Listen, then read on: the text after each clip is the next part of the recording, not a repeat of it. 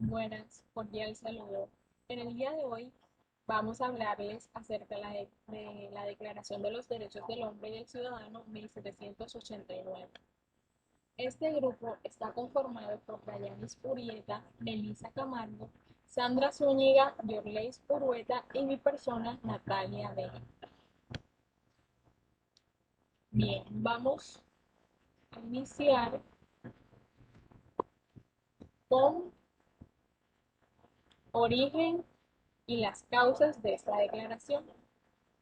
La Declaración de los Derechos del Hombre y del Ciudadano es, junto con los decretos del 4 y el 11 de agosto de 1789 sobre la supresión de los derechos feudales, uno de los textos fundamentales votados por la Asamblea Nacional Constituyente formada tras la reunión de los Estados Generales durante la Revolución Francesa. Libertad, fraternidad e igualdad fueron los tres pilares sobre los que se apoyó la Revolución Francesa y que están muy presentes en la primera Declaración de los Derechos del Hombre y del Ciudadano. La Revolución Francesa de 1979 marca un antes y después en la historia del viejo continente, ya que supuso un cambio radical en el modelo social, político y económico.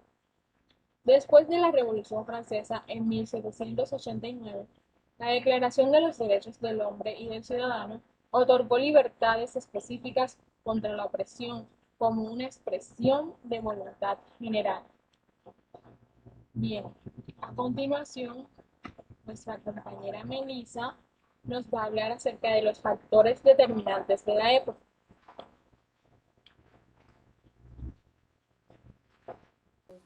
De los factores determinantes de esta declaración.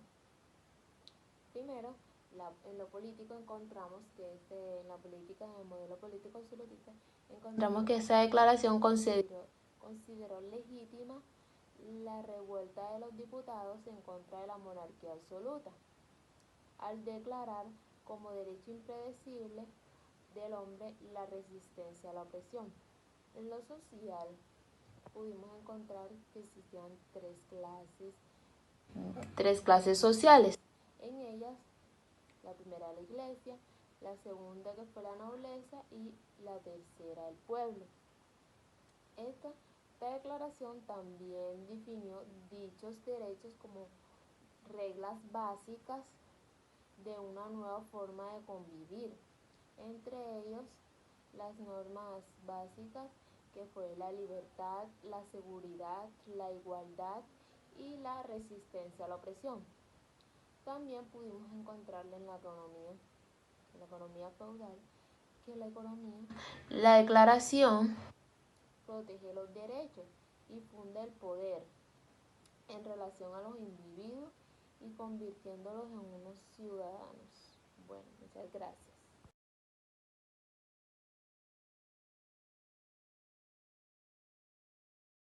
Buenas. Yo les vengo a hablar sobre las consecuencias de la Declaración de los Derechos del Hombre y el Ciudadano.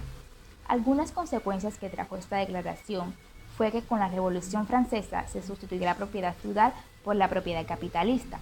Cambiaron los escenarios del desarrollo social, cambiaron los ejes económicos. La industria pasó a predominar la agricultura. El comercio reemplazó el trueque.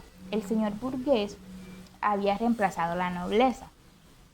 Sin embargo, la propiedad privada no se había extinguido como causa de la desigualdad social, solo se había extendido cuantitativamente.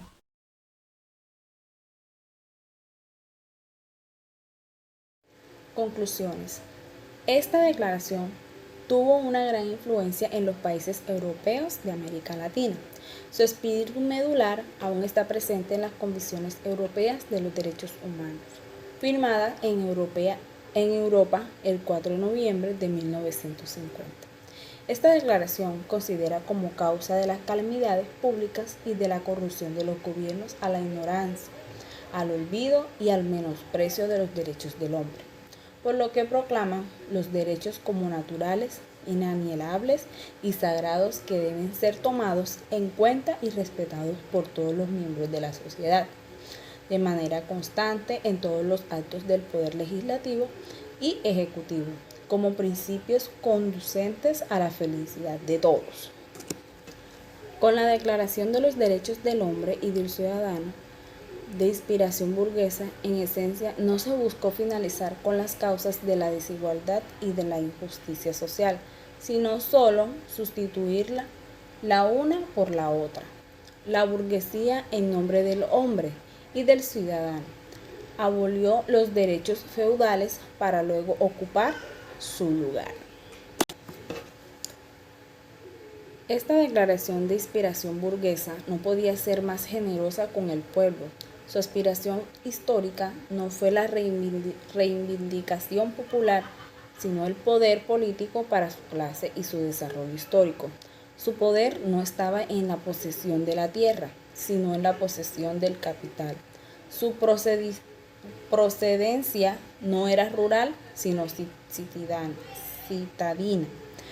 Sus fundamentos no eran religiosos, sino científicos. A través de esta declaración derrotaba el capitalismo al feudalismo, y esta derrota del feudalismo no significó en modo alguno la derrota de la desigualdad social.